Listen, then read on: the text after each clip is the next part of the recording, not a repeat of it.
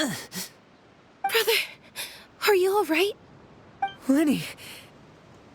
Given that I am the victor of this duel, as agreed, the punishment stands. No! I never thought things would end like this. However, everyone involved in the duel demonstrated a remarkable level of strength and determination. In light of this, I'm prepared to change the method of execution. Elwar, the bottled flames I gave you for safekeeping. Do you still have them? Yes? I wasn't sure what they were for, but I've kept them super safe. I didn't lose a single one. Wonderful. Then, in just a moment, I'll have you administer them. Bottled flames? Indeed. They're the product of a secret experiment. Under certain special circumstances, flames can be extracted from my person and preserved. Once ingested, searing pain will spread across every inch of your body. No harm will come to you physically, but your memories will be burned away. If you can withstand the pain. When you awake, you'll have forgotten everything you know about the House of the Hearth, and will be expelled from the organization. In other words, administering this concoction will kill the version of you that grew up in the house, and give you a new identity.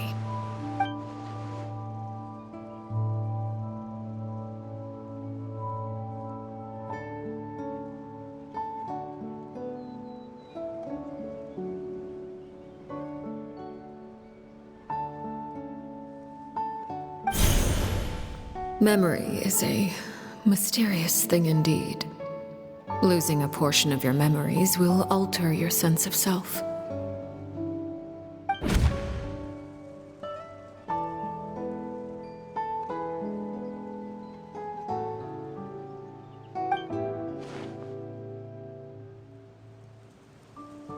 So, you're just letting us go, Father?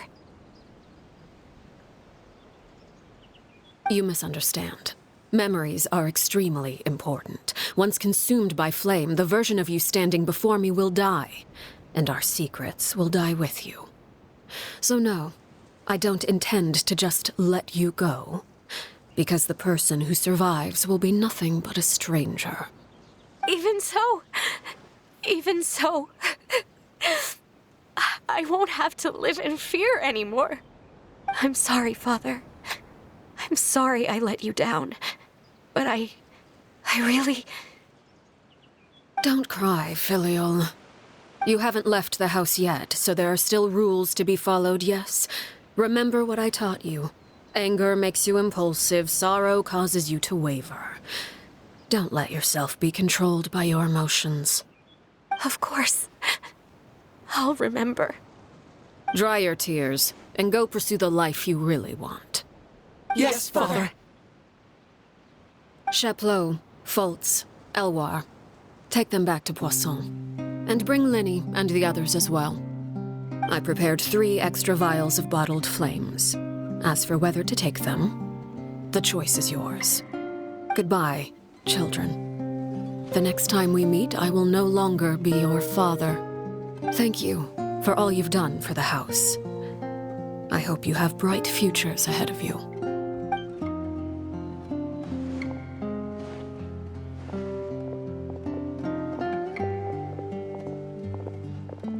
Father!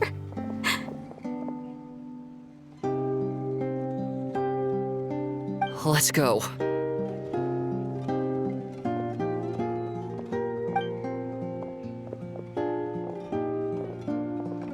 Here, grab my arm, Linny. I'll help you walk back. Thank you.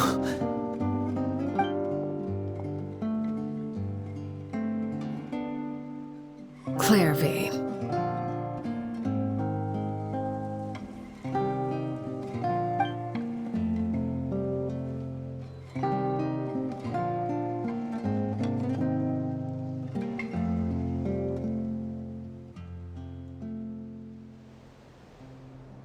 Can we talk now? I've been waiting for a super long time. You really are Perry, aren't you?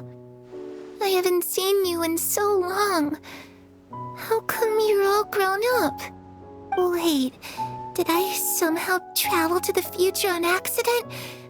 Or am I dreaming? What a long dream. Neither. You died, Clairvy. That's what happened. You could have at least sugarcoated it a little. Look, she's so speechless. Oh. Okay then. Huh? That's it? You accepted it just like that? Yep. If that's what Perry says happened, then I believe her. Perry wouldn't lie to me. Plus, I don't really need to know why I'm like this. I'm more curious about what happens in the future. If you're a harbinger now, Perry, that means Mother is gone, isn't she? Can you tell me about it? I want to know what happened to her. And to me. You never stopped trying to defy fate. At first, no one believed you. You could only vent your frustrations to the moon. In fact, you often sought comfort in the night sky. You wanted to see the aurora, so one night we promised each other we would go to Snezhnaya to see it together. Later on, you tried to run away, but you were brought back each time. Mother spared your life, but it wasn't out of kindness. Instead, she decided to make an example of you by slowly torturing you over time. That way, the other children would know what happens to traitors. Still, you never gave up. Mother hoped that through ruthless duel after ruthless duel, she would be able to crown an ultimate victor among the children she raised. But you called on everyone to unite, to fight to a draw in order to reduce casualties. Your efforts may have only delayed the inevitable, but still. You gave them hope. You tried everything you could think of, but every attempt ended in failure. Still, you never turned your sword on Crucibina, and you never turned it on me.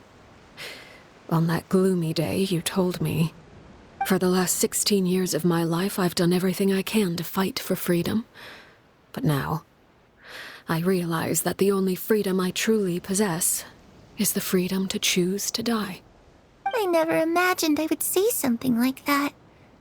I must have been feeling really worn down. But somehow, I still think I understand. According to Mother's plan, only one of us was going to make it until the end. And I always hoped that person would be you. If I could do it all over again, I still don't think I would make a different choice. Even when I first met you, I knew you'd be able to do what I couldn't. Is that so? Even now, I'm not sure I truly understand what kind of freedom you were trying to pursue. But as the head of the House of the Hearth and as the children's father, I've tried to give them the most basic of freedoms. The freedom to choose their own fate. It's something I discussed with the Iudex of Fontaine. The children who want to leave the house will have their memories wiped clean of all secrets pertaining to the organization. In return, they will be allowed to live a normal life in Fontaine without being prosecuted for their past. Of course, I won't simply hand freedom to them on a silver platter. They have to fight for it and prove themselves worthy of it. Only freedom that is earned has true value. That's more than enough. That's exactly the kind of life I was fighting for. You know, Perry, I think you're a pretty amazing king, and a really great father, too. I'm really happy that you're the one who took over the house. I guess I do have one regret, though. I still haven't seen the outside world. Well, it just so happens that our dear guests over here have been to many nations and traveled to countless places. Perhaps they would be willing to tell you what the outside world is like. Really? Of course! We've traveled all over the place. We've got so many stories, we could probably talk your ears off for 3 days straight.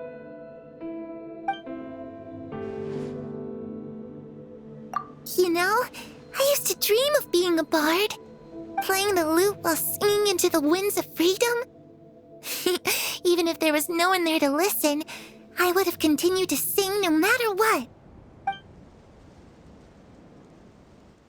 Ah, that's where Mora comes from. I never knew that before. If I had some Mora, I would buy 3 new dresses. One for me, one for Perry, and one for Mother.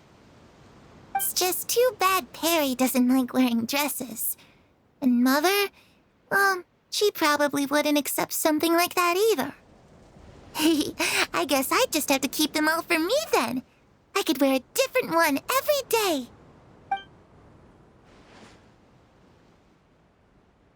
Those yokai you mentioned, what do they look like? I once saw a drawing of this one guy with horns on his head and a super scary face. Are there any yokai like that? Oh, sounds like you're talking about an Oni. Yep, we've met one, and let Paimon tell you, they're not nearly as scary as they look. I was always too afraid to skip Mother's fighting lessons. But at the academia, I bet you could do all sorts of secret things in class. Things that have nothing to do with studying. I'm just kidding. Being able to study whatever you want without having to fear for your life actually sounds pretty great.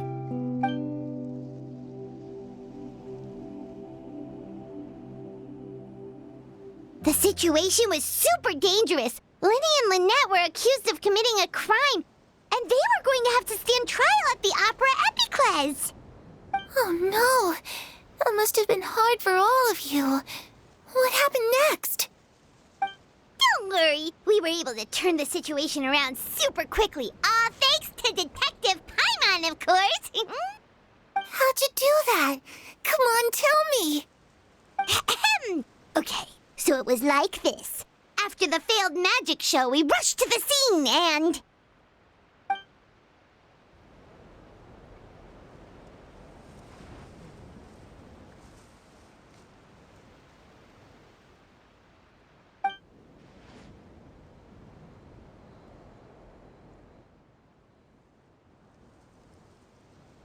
Shadows don't have the capacity to learn or grow. Any new information they encounter is quickly forgotten over time.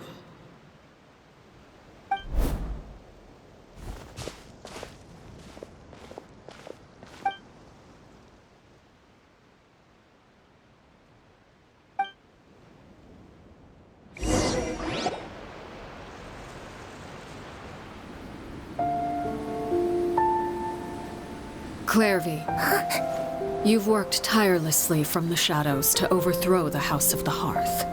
Now, by my authority as the Knave, I shall announce how this matter ends. You are hereby expelled from the House of the Hearth. You are no longer tied to this place, nor are you bound by its rules. You're saying that I can finally leave? I get to experience the outside world as well? Oh, I almost forgot. There's no getting older for me. Still, seeing who you grew up to be makes me really happy, Parallel. Take care of yourself. Goodbye. May we meet again someday.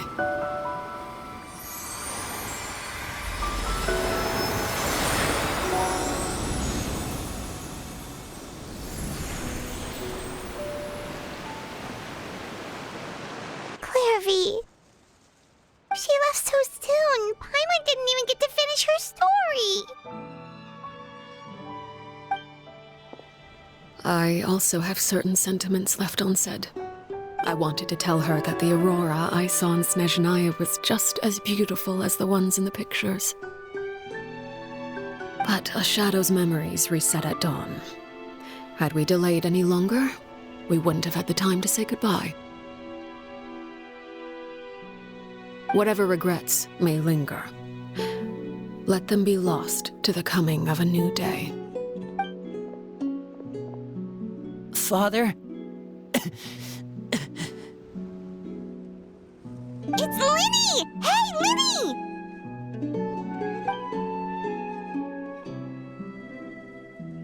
What is he doing back here? Let's go check it out.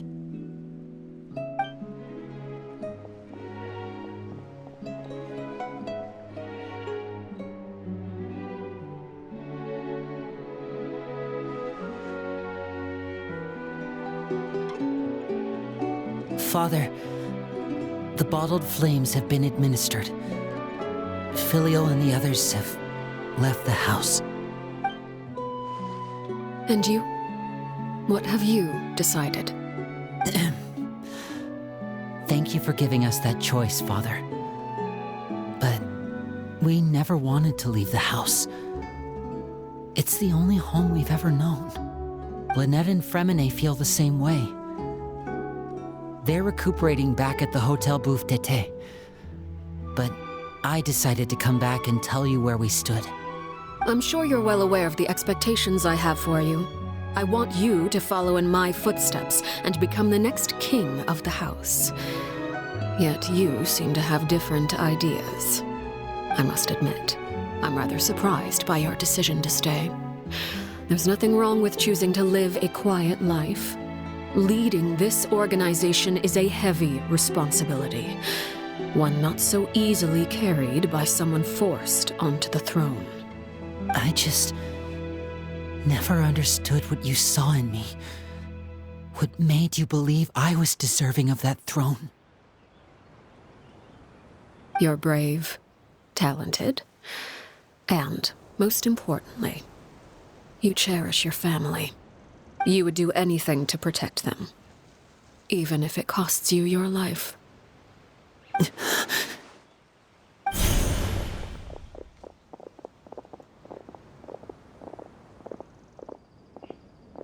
Speaking up back there was so brave of you, Linny. It's all thanks to you that we were able to convince Father to back down. You're a hero, Linny. Hero? Father is the real hero. Had Father gone all out during the duel, there's no way I would have walked away with my life. She must have had it all planned from the beginning, from the very moment she suggested a duel. I'm not deserving of that title. I'm not strong enough or smart enough. You're wrong. In my opinion, all you need to be deserving of the throne is conviction and the necessary strength to act on it. We may have different ideas of what it means to be a family, but you can hardly be said to lack conviction. What you truly lack is strength.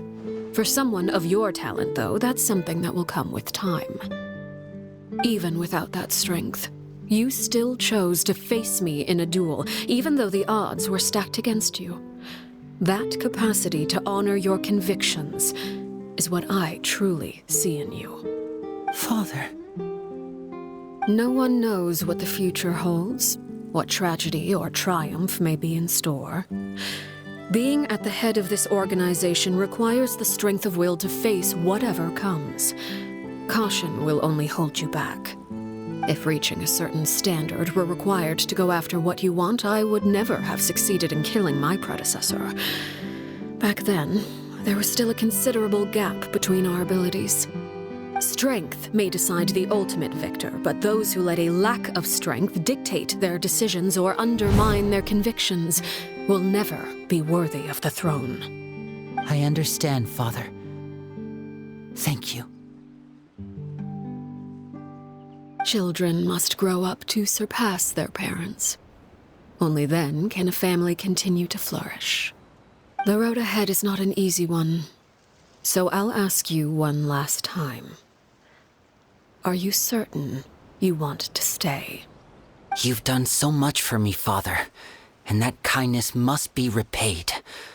Plus, with Project Stuja at hand, there are many dangers ahead, and I, for one, don't intend to back down. Protecting my family at all costs. That's my conviction. Then you're welcome to stay. As for Project Stuja, you need not be too concerned. If those cowardly businessmen and heartless dignitaries try to take us down, I'm prepared to teach them a lesson. Having members who longed for the light was our organization's last weakness. With those members no longer among our ranks, the House of the Hearth is like a spider hiding in the shadows. We need only wait for our prey to come to us. At present, our imperative is to use their plan to our advantage. In doing so, a crimson moon shall rise amid the frigid blizzards of winter. No demonstration of loyalty shall go unrewarded, and no sacrifice shall be in vain. As for the two of you, whether we meet again as friend or foe, I'll remember the camaraderie we shared in this moment. No matter how arduous the journey ahead, I hope we both reach our desired destination.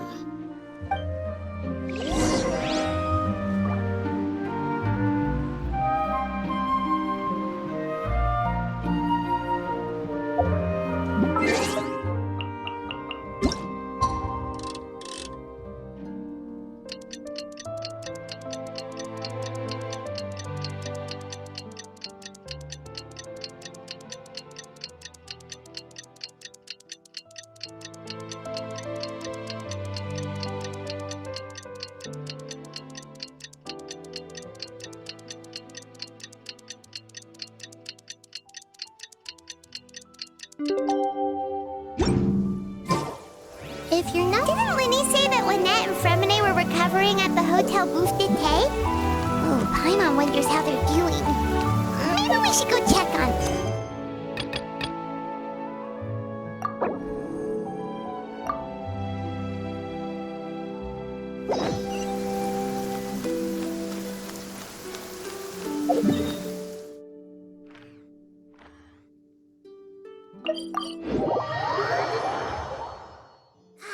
The weather is lovely and warm. Things are about to start getting lively again.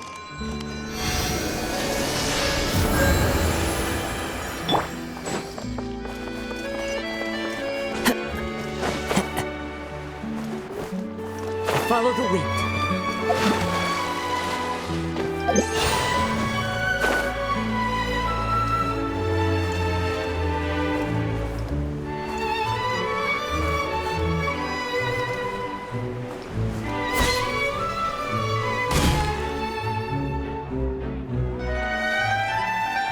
Lynette, Fremine, how are you feeling? Much better. Whew, what a relief. What about you? Are you feeling all right? I knew you'd come out unscathed. Us, on the other hand, well, we've been bedridden for 2 days. I couldn't even turn over. Oh, and I wanted to ask, is Clairvy gone? Linny and the other members have left Poisson and returned to the House of the Hearth.